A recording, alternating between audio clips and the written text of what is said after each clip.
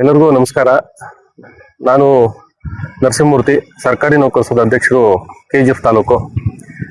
ಇತ್ತೀಚೆಗೆ ವಾಟ್ಸಪ್ಗಳಲ್ಲಿ, ಪೇಪರ್ಗಳಲ್ಲಿ ಸರ್ಕಾರಿ ನೌಕರರ ಮೇಲೆ ಸರ್ಕಾರಿ ನೌಕರ ಸಂಘದ ಅಧ್ಯಕ್ಷ ಹಲ್ಲೆ ಮಾಡಿದ್ದಾನೆ ಅಂತಕ್ಕಂಥ ವಿಷಯವನ್ನ ನೀವು ಓದಿರ್ತೀರಾ.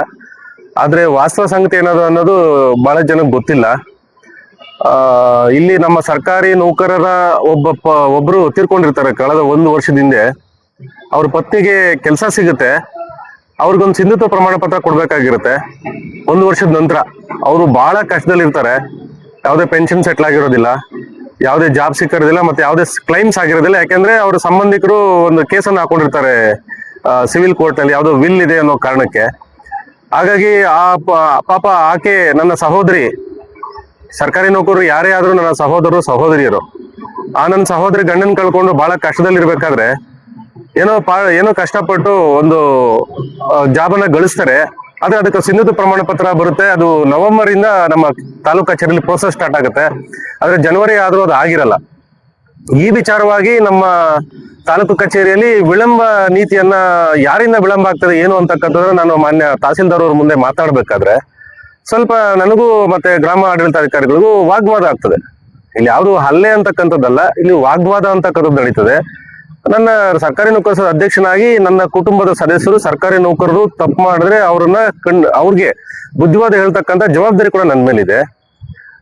ಇಲ್ಲಿ ಆಗಿದ್ದಷ್ಟೇ, ಅದನ್ನ ಯಾರೋ ಒಬ್ರು ಅದನ್ನ ಮೊನ್ನೆ ಜಿಲ್ಲಾಧಿಕಾರಿಗಳು KGFಗೆ ಬಂದಾಗ ಅವ್ರ ಮುಂದೆ ಅದನ್ನ ಹಲ್ಲೆ ಅಂತ ಪ್ರಸ್ತಾಪ ಮಾಡ್ತಾರೆ.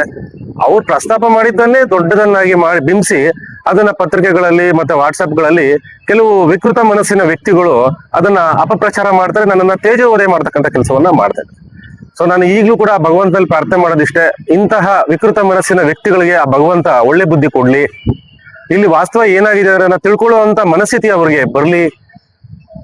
ನರಸಿಂಹಮೂರ್ತಿ KGF ನಲ್ಲಿ ಏನೋ ನನ್ನ ಕೈಲಾದಷ್ಟು ನಾನು ಶಿಕ್ಷಕರಿಗೆ, ಸರ್ಕಾರಿ ನೌಕರರಿಗೆ ನನ್ನ ಕೈಲಾದಷ್ಟು ಒಂದು ಒಳ್ಳೆ ಕೆಲಸಗಳನ್ನ ಮಾಡ್ಕೊಂಡು ಬರ್ತಾ ಇದ್ದೀನಿ. ಅದು ಇಡೀ ತಾಲೂಕಿಗೆ, ಇಡೀ ಜಿಲ್ಲೆಗೆ ಗೊತ್ತಿರ್ತಕ್ಕಂಥ ವಿಚಾರ.